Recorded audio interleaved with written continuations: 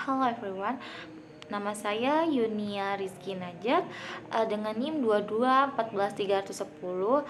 Saya prodi Asuransi Syariah kelas A semester 4, di mana saya akan membuat tugas mata kuliah Asuransi Umum Syariah dengan dosen pengampu Bapak Trisna Taufik Darmawansyah ME, di mana saya akan membuat video itu tentang asuransi umum syariah mengenai underwriting asuransi konvensional versus underwriting asuransi syariah.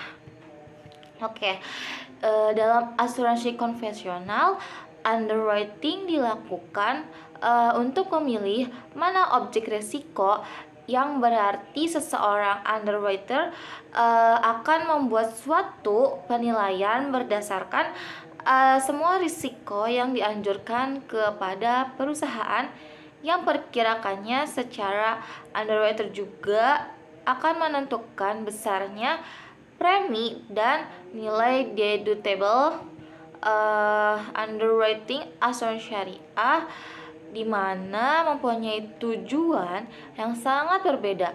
Konsep dasarnya adalah memberikan skema pembagian risiko yang profesional dan adil di antara para peserta dan secara relatif homogen. Dengan dasar pemikiran ini, melalui asuransi syariah diharapkan para peserta saling tolong-menolong antara satu sama lain, dan dengan adanya perlindungan sifat mutual, maka semua peserta akan merasakan aman menikmati perlindungan yang mereka butuhkan. Dalam upaya menghindari gharar, pada setiap kontrak asuransi syariah harus dibuat sejelas mungkin, sepenuhnya terbuka. Di dalam kontrak asuransi syariah tidak diperkenalkan adanya jual beli ketidakpastian atau gharar di antara satu pihak dengan pihak lainnya.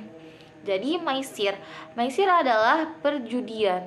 Karena timbulnya adanya gharar, peserta tertanggung maka memiliki kepentingan yang dipertanggungkan. Tetapi apabila perpindahan risiko atau pembagian risiko dalam asuransi syariah berisikan elemen-elemen spekulatif, maka tidak diperkenakan dalam asuransi syariah, di mana ada riba atau bunga sama sekali dilarang di bawah hukum syariah dan di bawah pengaturan asuransi syariah. Kontribusi para peserta dikelola dalam skema pembagian risiko atau sharing of risks, dan bukan sebagai premi seperti layaknya pada asuransi konvensional.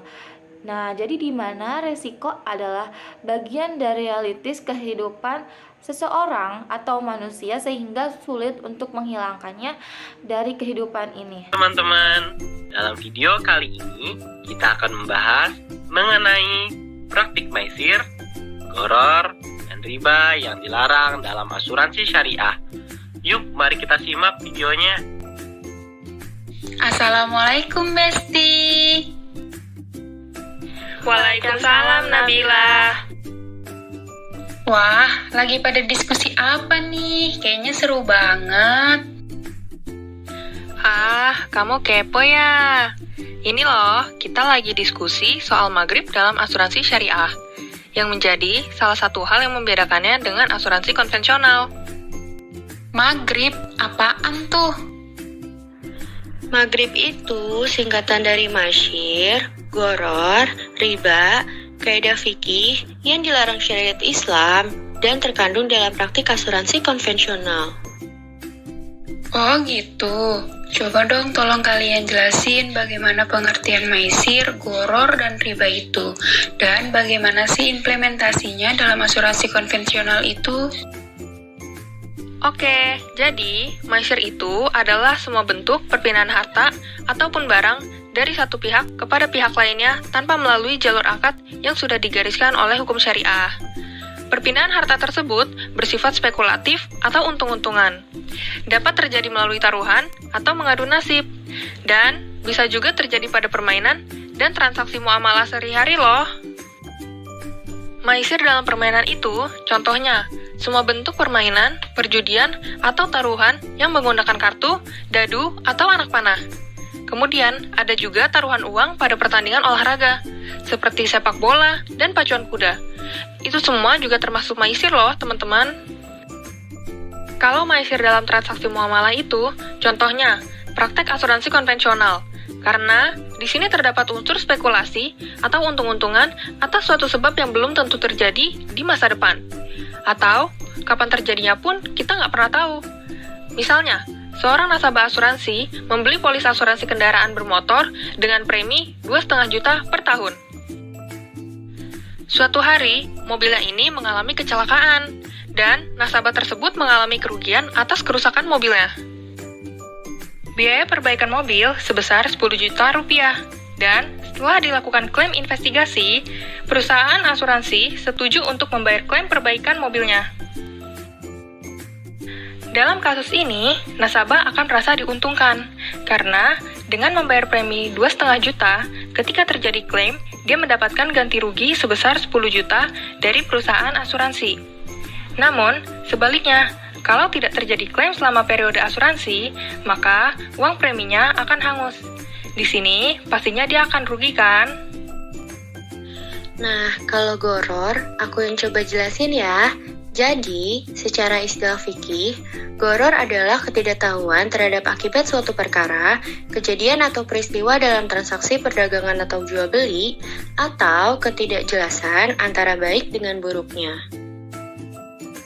Goror dalam transaksi jual beli contohnya seperti jual beli janin anak sapi yang masih ada di dalam perut tanpa menginginkan induknya juga, jual beli susu sapi yang belum diperah, atau jual beli benang wol yang bahan bakunya masih ada di kulit domba yang masih hidup. Goror dalam transaksi muamalah seperti asuransi konvensional adalah di mana tertanggung, pemegang polis, dan perusahaan asuransi saling tidak mengetahui risiko atau kerugian apa yang akan terjadi di kemudian hari dan kapan kerugian tersebut akan terjadi. Sehingga kontrak asuransi yang dilakukan pada kondisi tersebut dibuat berdasarkan pada pengandaian atau ihtimal atau asumsi terjadinya suatu kerugian. Selain itu, goror karena adanya ketidakjelasan untuk selisih antara jumlah klaim yang diterima dengan premi yang dibayarkan. Contohnya, seseorang tertanggung membeli asuransi jiwa dengan besar uang pertanggungan 700 juta. Di tahun ketiga, tertanggung meninggal dunia, sedangkan dia baru bayar premi 10 juta. Dalam kasus ini, ahli warisnya akan mendapatkan santunan asuransi sebesar jumlah yang penuh, yaitu 700 juta. Lalu pertanyaan yang muncul, dari mana selisih 690 juta tersebut? Disinilah letak gorornya. Hal ini dikarenakan asuransi konvensional memakai akad tabaduli atau jual beli atau pertukaran dengan konsep risk transfer. Artinya, si tertanggung memindahkan risiko yang mungkin terjadi pada dirinya atau harta bendanya kepada perusahaan asuransi dengan cara membeli proteksi risiko.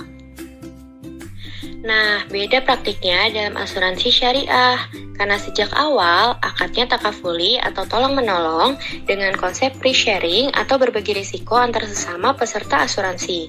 Jadi, peserta asuransi sudah tahu jika suatu saat dia meninggal dunia, sedangkan premi asuransinya belum lunas dibayarkan, maka selisih 690 juta tadi berasal dari bantuan para peserta asuransi lainnya melalui dana tabaru atau dana tolong-menolong. Oh, ternyata maisir dan goror seperti itu. Untuk riba sepertinya aku bisa coba jelasin deh.